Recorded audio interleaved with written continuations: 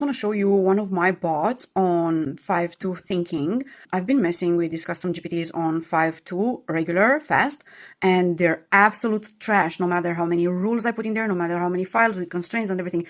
And I added more files and more constraints in CaptivAite today because I want to drop this update for my clients, and I actually thought to try it on 5.2 thinking. And dude, like the thing that it gave me, it was much better. It indeed thought for 1 minute, 50 seconds.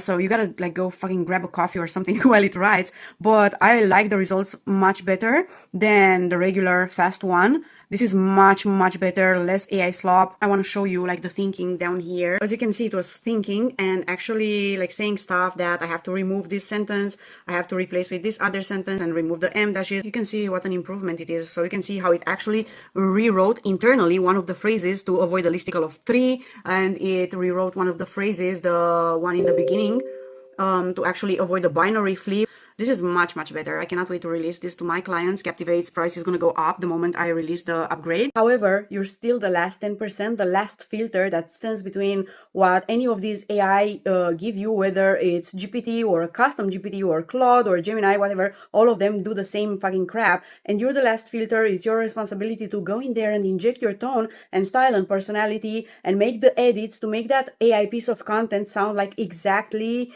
written by you, like you've written it from scratch, okay? Because otherwise people are not gonna fucking buy. People have had enough. They've seen these AI generated content, captions, emails for the past 2-3 years. They have the ick massively right now. It makes them barf, guys.